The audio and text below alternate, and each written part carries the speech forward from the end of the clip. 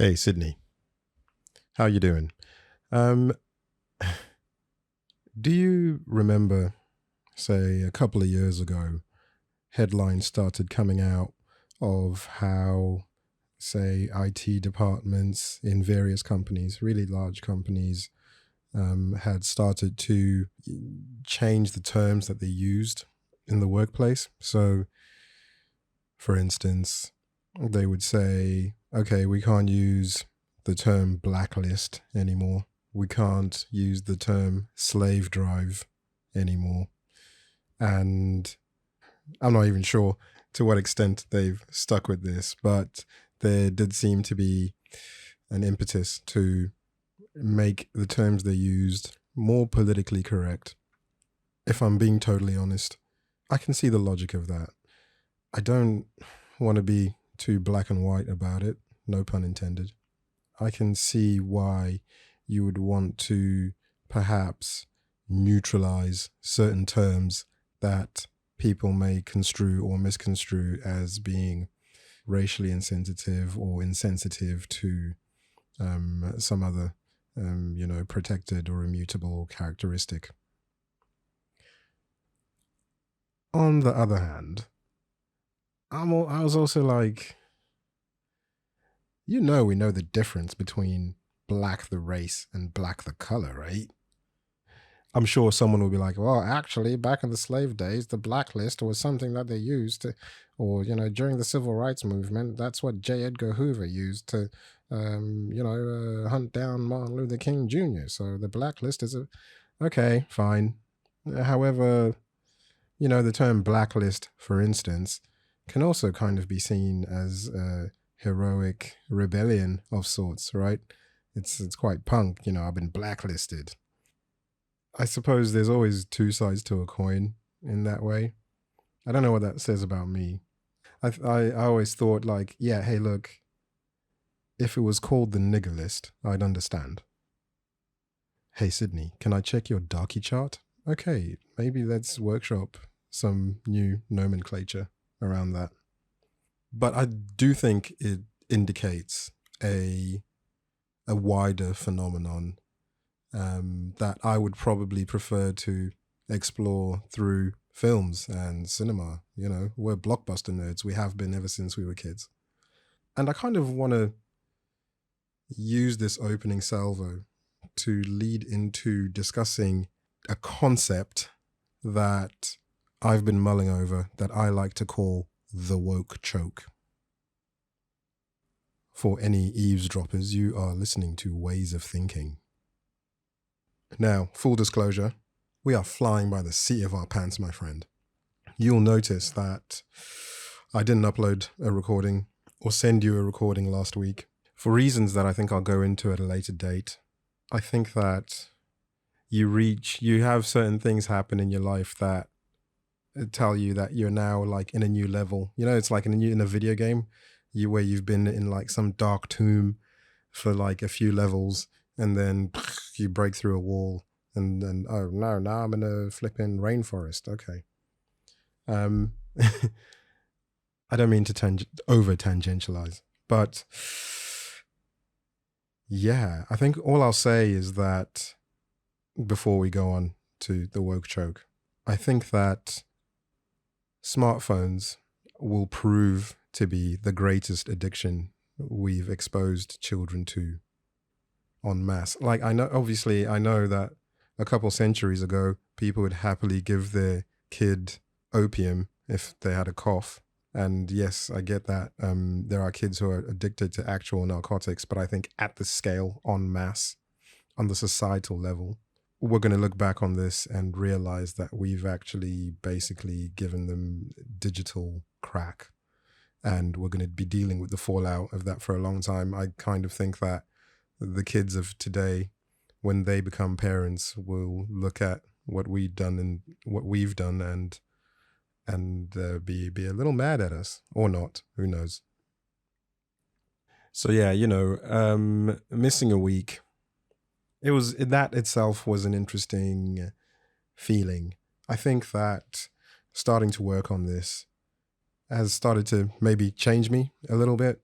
for the better. I heard some mindset type dude on some podcast talking about how the process of doing something will lead to far more self-discovery than thinking, right?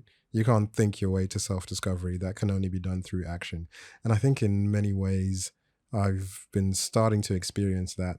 Part of it has been in that sort of uncomfortable change kind of way. Like my brain's like, no, we were doing great, man. Come on, we had this thing going. We've been doing this for years, and like, why change it now? But it's an interesting metamorphosis. I think maybe in discovering how this project fares against real life, real drama, I've kind of also come to the realization that if I'm going to do this properly, then at some point I'm going to have to become a little more sorry, my body won't let me say it. I'm going to have to become a little more God, sorry, just let me.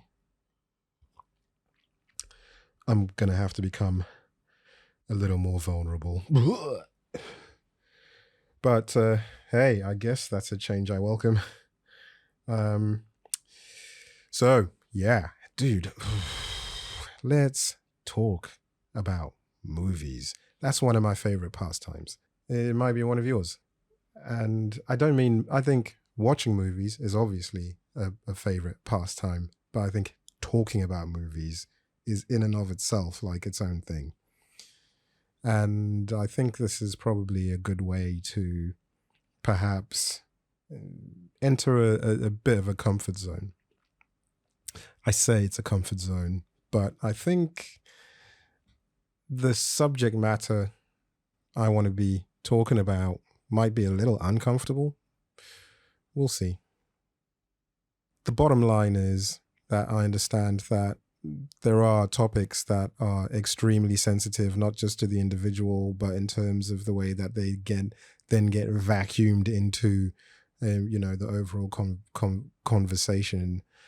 I am acutely aware that I may be speaking in ways or saying things that might divide the audience, which at time of recording is 11 people. So I think maybe 5.5 people might not be happy about this. Actually, I think a lot of that 11 people is probably me just playing through my own vids. But I'm kind of going to try and touch on something that I've been noticing and just be aware that I think I might have smart thoughts in my head, but I know that I do have dumb words in my mouth. Now, I don't want to be one of those Neanderthals who's like, why do they keep gender swapping and race swapping everything? But like, if I could muster a more thoughtful and measured question, it might be something along the lines of, why do they keep gender swapping and race swapping everything? Look, okay, it's not like it was never needed. And it's not like there are no historical contexts for the championing, I guess, of social justice and representation and access within the upper echelons of cinema or entertainment. But I think even the most sort of casual viewer would have to concede that it's kind of a runaway phenomenon at this point. And, it comes in a lot of ways. I get it. And to varying degrees of success, both critically and financially. But for the most part, I mean, okay. So let me think. I guess, okay, so the girl boss archetype, for instance, is one aspect of this shift. Right, but so is like race bending and gender swapping characters. And you'll find obviously that this tends to apply mostly to pre-existing intellectual properties I do think that the whole studio slash corporate slash tech infrastructure is really shit at taking measured approaches at stuff like this. I don't know that you can just indiscriminately recast a formerly white character with a black character or that of another race. That being said, like, it's not like there's no there.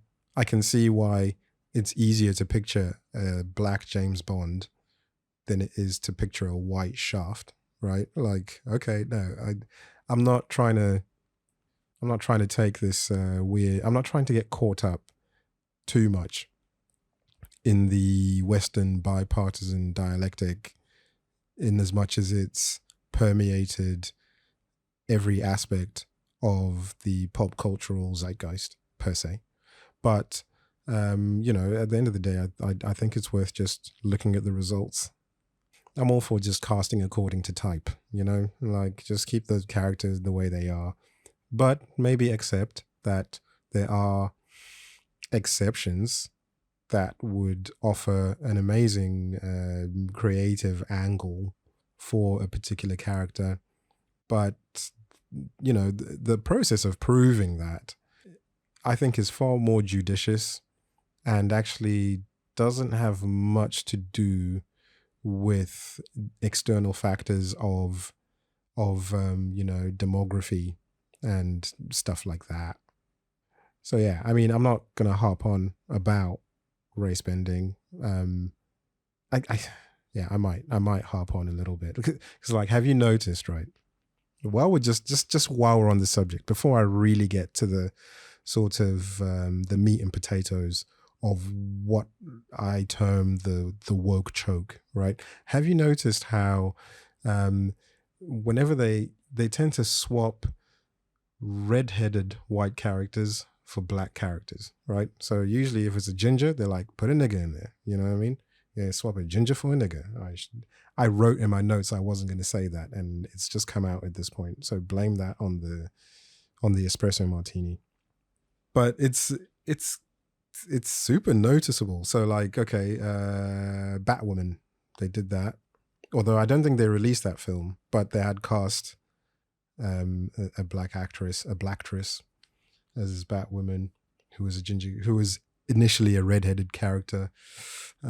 Mary Jane from Spider-Man, now played by Zendaya, which works. Like, she's charming as hell. It's not even a critical analysis of that role. Okay, yeah. No, I think that's I thought I had a lot more, but I don't. Like, my head's gone blank. No, wait, yes. Ariel from The Little Mermaid.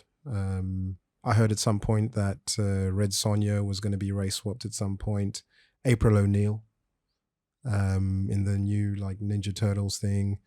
Starfire in Teen Titans, probably not the most high profile character. Annie, that was a while ago, but still. There are way more, and a lot of male characters as well.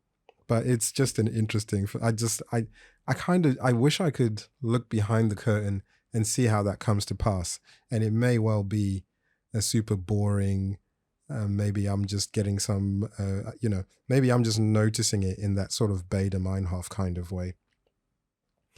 But I bet you, by the time they cast this new iteration of the X-Men, I bet you one of the redhead characters is going to be race swapped. Easy, right? It's going to be like Jean Grey or Rogue or Mystique. And they might actually be good castings. I'm just saying, I'm just putting money on the table, right? And I'm putting my money where my mouth is. And I'm saying that they're going to do it. And I'm just saying it's predictable.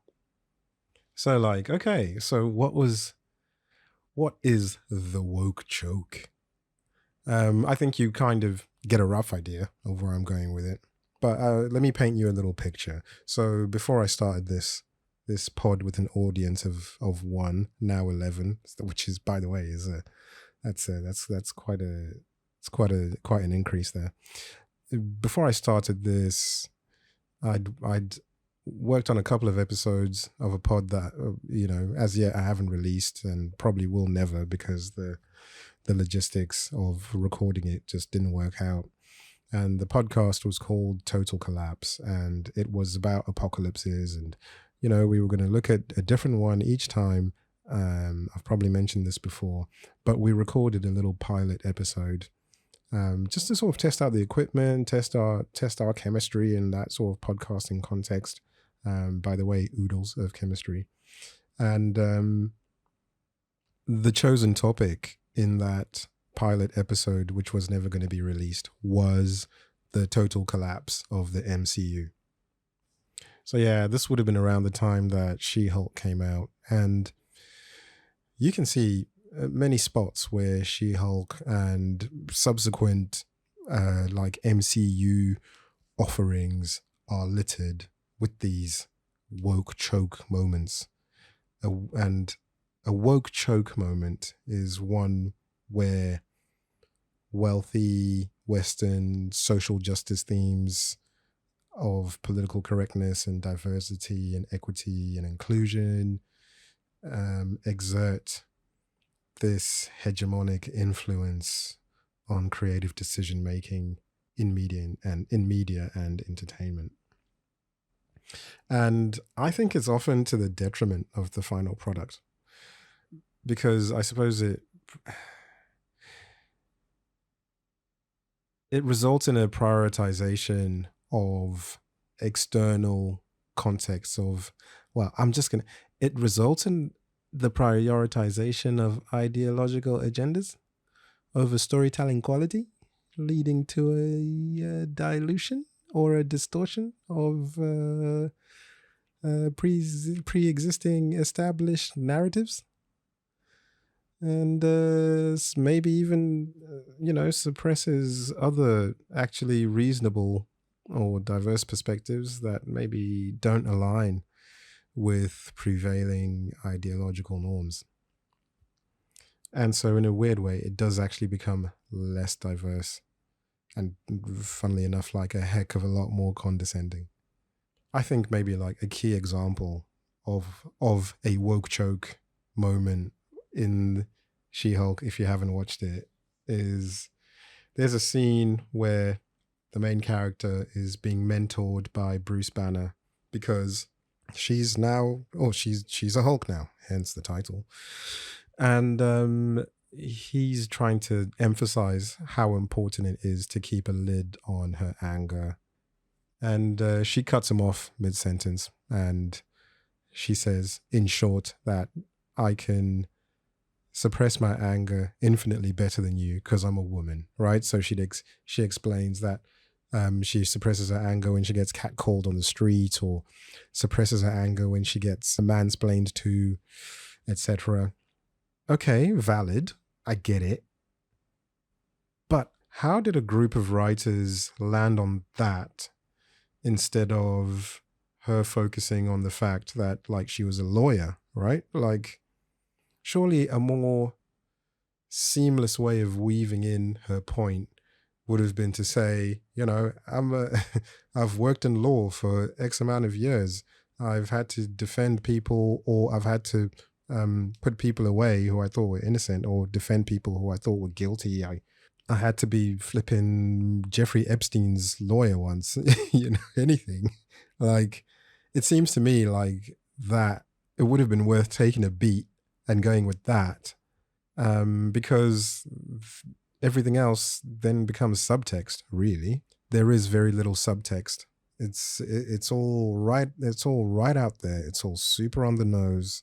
And I wonder why having a valid and good point means that the actual key tenets of the craft become null and void. And also, if you look behind the scenes, there's all these admissions that they wanted to write a legal procedural, but then they didn't know how to do that, so they just didn't. I mean, okay, so if you want to show that character in a good light, would you not do like just the basics, just a tiny bit of research to make her look hyper competent rather than tell people she's hyper competent, which is another key tenet, right? Show, don't tell. But yeah, I don't know. There was just something about that show in general that just really stuck in my craw from a purely artistic level. Forgive me if I'm getting a little bit too inside baseball here, but I assume you kind of know what I'm talking about.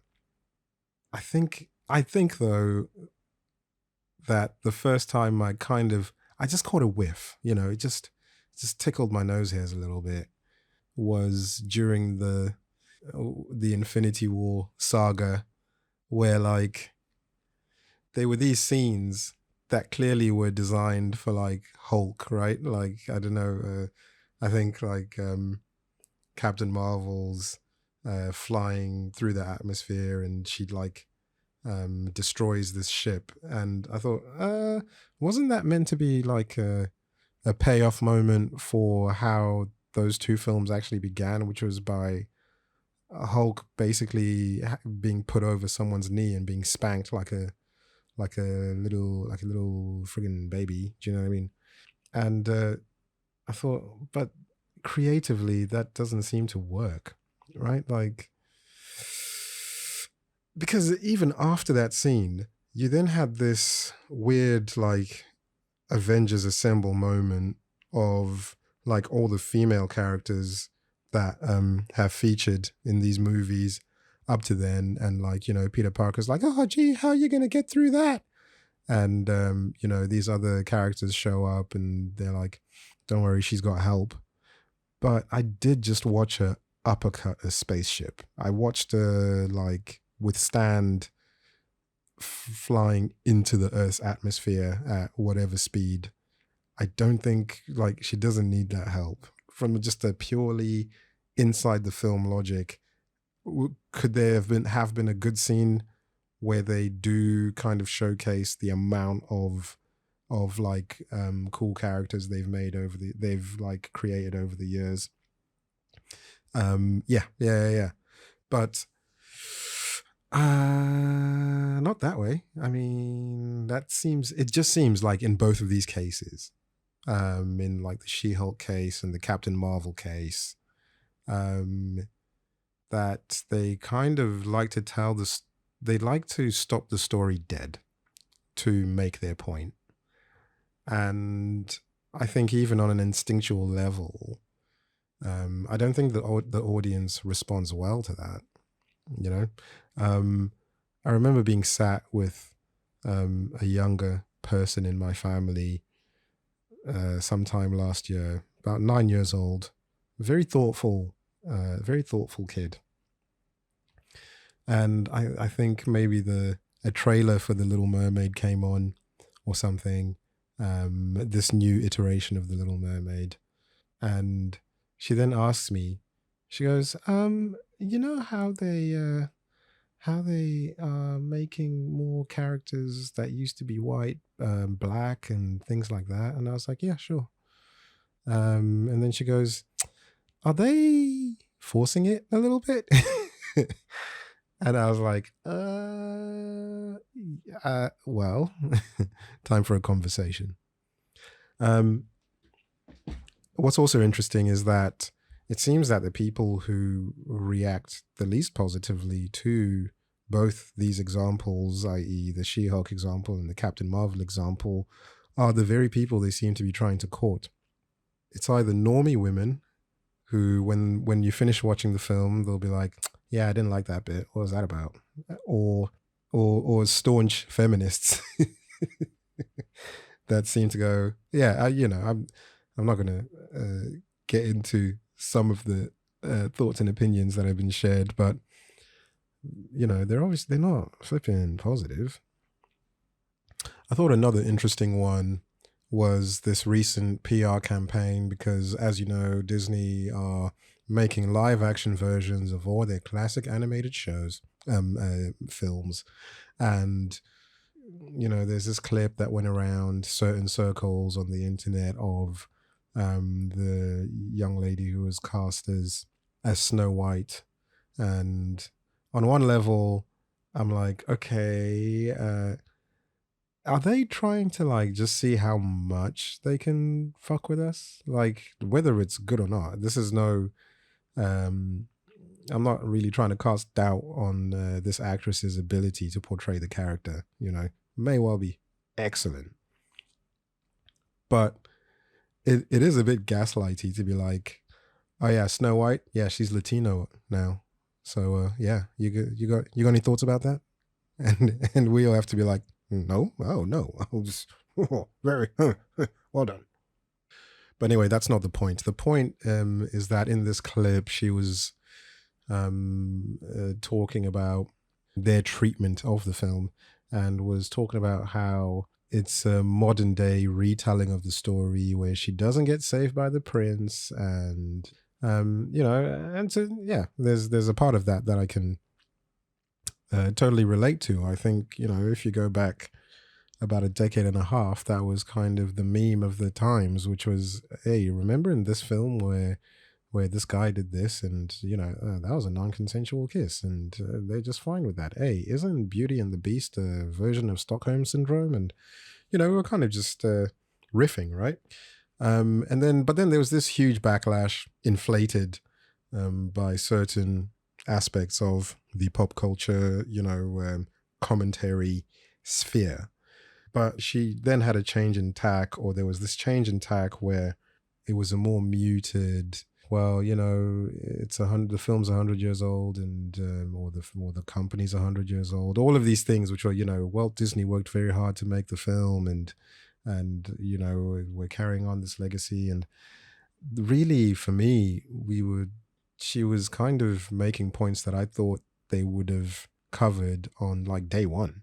Like, isn't that the day one Cliff Notes stuff? Like, yeah, it was the first animated feature film, and you know, Disney damn near bankrupted himself or got his, you know, kneecaps exploded by lenders to make it happen. And it was it took whatever it took. It's 7 years to make. It was kind of like the Avatar of its time, and you know, times are a little different now, because back then you know, they wouldn't allow women to animate in their studio, and we've come a long way, etc., etc. But to me, like, that's day one, especially because, like, you know, this company had this you know, their centenary where you're only going to get to really celebrate that once in anyone's lifetime. And I don't know, it's just weird. It's very weird decision making where this film of all films wasn't ready in time for that. I don't know. Anyway, I don't want to stray too far off track. But we used to rant about tokenism and the token black guy, but I think this new wokenism, yeah, just coined that, is just a fascinating like phenomenon. More recently, though, you know, if you look outside of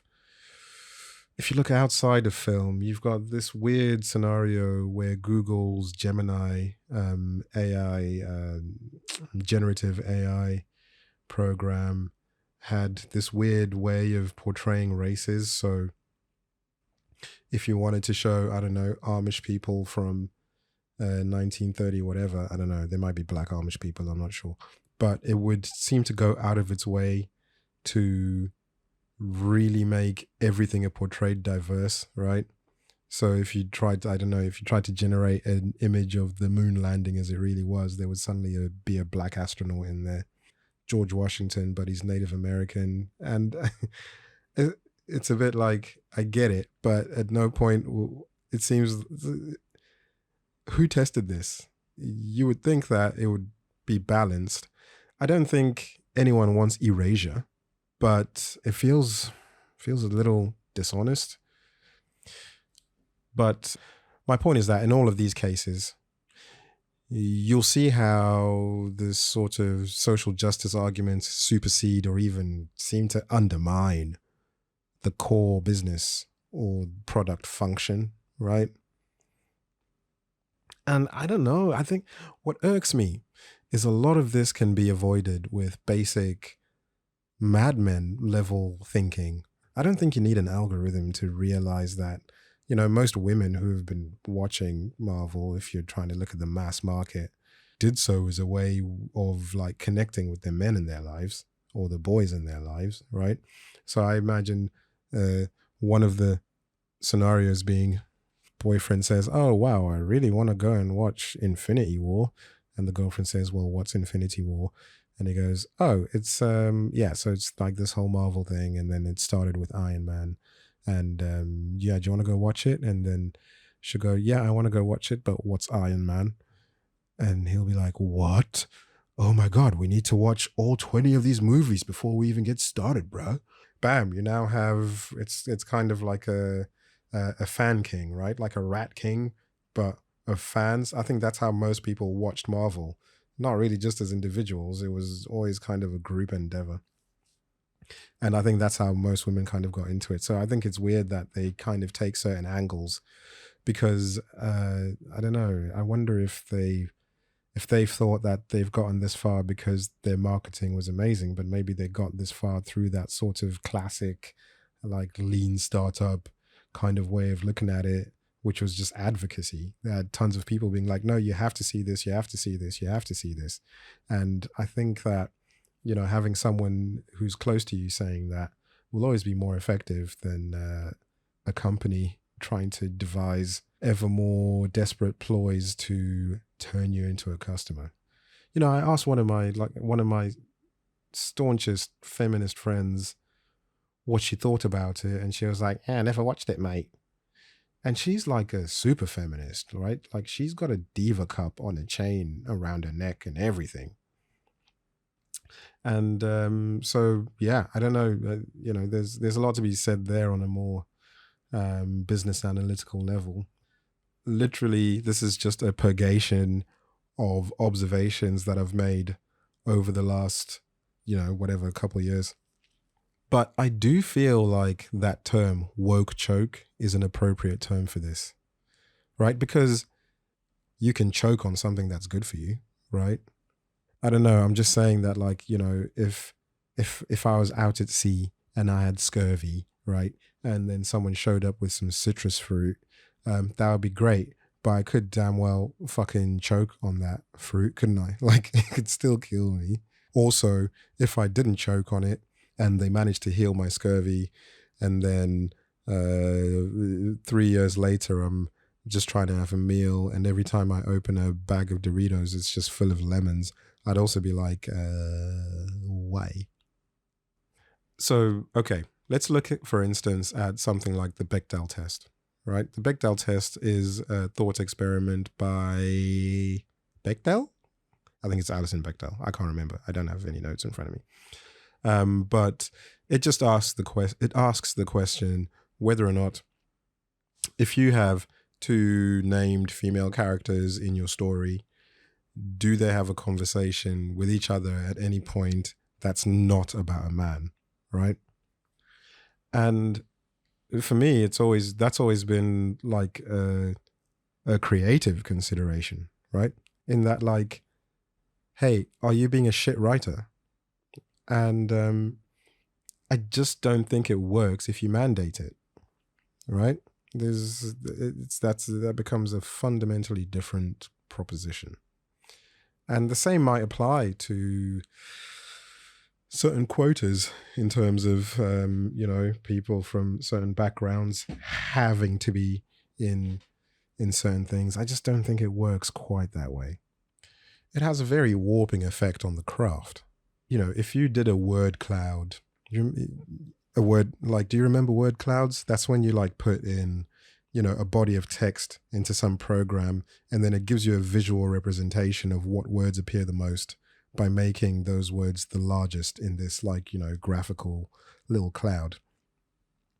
And I bet if you did a word cloud of how films are being promoted, say, given in the last, I don't know, we'll say 5 years, but probably slightly less, the biggest words in that cloud are going to be empowerment, diversity,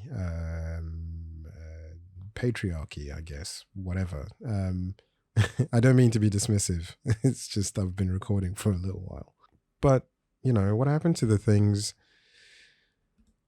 that actually made films experientially significant, like research processes and innovation and technology and concept and, the source material. And if that's how the word cloud looks, then you can tell where the calories are being burnt. And there's no amount of good intention that's going to save a project if you're approaching it that way. I think the main question in every viewer's subconscious is, do I trust your creative instincts? And the main response from major studios seems to be, what are you, racist? And I don't know, that's not productive. It's definitely not productive from a marketing standpoint. It's weird that they can't get a hold of this. I know it's very difficult to do in this day and age. But I still wonder where intentions lie there. I wrote a dissertation over a decade ago now because I'm old. And within it, I kind of did this thought experiment where I bifurcated human enterprise into two groups. So on one side, you have art and science. And on the other side, you have business and politics. It's a little more complex than that, but that was the most useful way of looking at it. And really, you would find that society, particularly the professional realm, tended to be split into these sort of four personality types. But art and science were kind of holding hands on one side, and business and politics tend to hold hands on the other. And it really just came down to value systems and the idea that art and science valued or pursued beauty, whereas business and politics valued and pursued power.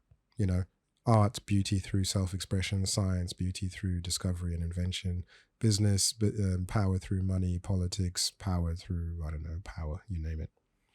And that the key problem in the creative industries, or the problem, I suppose, in business as a whole, this is mainly on just a philosophical level, was kind of that because of these value systems, people from business and politics would gladly work in any sector because there's power to be found everywhere. However, people in art and science would shun certain sectors, despite those sectors actually being the most useful ones to be in long term, right? So I suppose, in other words, you could say that,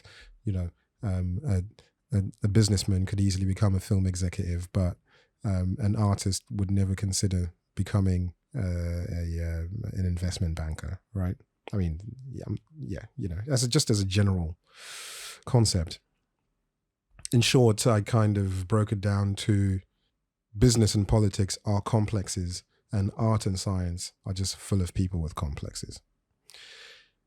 And I suppose the only reason that's relevant is it kind of came back to my mind a second ago, because I think that you're looking at an entertainment industry that is being shepherded by really sort of aphantasic executives, right? They lack fantasia. They the way they make decisions isn't based on they have the wrong way of thinking. Knew I'd get it in there. So, ultimately, I think the whole girl boss archetype is far more of a victim than a perpetrator. And I do worry that, investors will see the financial results of some of these female-led projects, and they'll throw the baby out with the bathwater and be like, oh, nope, see, superheroes or action movies don't work. Where really they do, if done right? Because if you approach this too bluntly and overcorrect in the opposite direction, I mean, what are you left with? Fucking Morbius, right? You're left with the worst aspects of like the Michael Bay Transformers movies. And, it's still always going to come down to disciplined storytelling. Like, is there such a concept, I guess, as creative responsibility? Because you do see like a few examples of it. They seem to increasingly become the exception rather than the rule. But it is, you do see good creative results, and I think that there are a lot of interesting independent actors out there. I suppose my only problem is that the biggest budgets and the biggest investments are going to a garbage. I should not care. I shouldn't care about this. But I do, I'm a lifelong creative. I'm a creative fundamentalist when it comes to adapting source material in particular, I think. And, I guess at our age, we've always wanted to see these sort of fully realized adaptations of the most influential properties of like the 20th century in particular. And every now and then it feels like we're getting there, right? You see like a little glimpse of it. But I feel like those kids you see on Instagram or whatever, where they're like in Turkey or something and they're getting ice cream, and then the ice cream man hands them the cone on a stick, and then he gives them switcheroo and he flips it, and then he like leaves them with an empty cone in their hands, and then they look dejected, and he's like, sorry. Here's your ice cream, kid. And then he's like, and then he does like another flipping trick, and then like he's like a fucking Harlem Globetrotter with ice cream, but they're fucking Harlem Globetrotting our goddamn movies. You could apply this to a lot of industries. It just comes down to the fact, I think, that I just hate a waste of potential. But they do say that you what you hate in others is what you hate the most about yourself. So maybe what I'm fighting against is the realization of my own unfulfilled potential. Nah. The movies suck. There's no getting around it, right? I think that, you know how Marshall McLuhan said that the medium is the message? I also think that the medium owns the message. So like in film world, in the world of the film, your identity isn't an identity. It's an archetype, right? And like your ideology in the film realm is a trope, right? That's what it is in film. Doesn't mean that's what it is in real life, right? And by dint of that fact, it just means that it'll have a shelf life, or at the very least, it will be in some way beholden to market forces. So, yeah, it's weird, you know. It's just interesting. It always seems that the first thing they go for is subversion, but you can only sort of subvert expectations so much before subversion becomes the norm, and therefore no longer subversion. Like, don't reify your thinking in this, because trends and ideas move quite quickly, don't they? But yeah, from my perspective as an African, as a Zimbabwean with storytelling inclinations, we grew up, in fact, Sydney, with Western cinema, right? We grew up with a lot of Western cinema. Yeah, a bit of Eastern, obviously.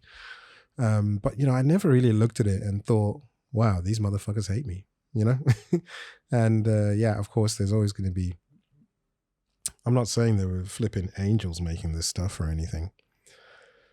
But, in my ambitions in sort of storytelling, I just always thought that, our unique experiences growing up where we grew up could sort of just be offered up in a way that refreshed the body creative, but still for the whole audience. Do you know what I mean? So I just think it's funny that the DEI representation-driven message is, what can cinema do for me, instead of what can I do for cinema?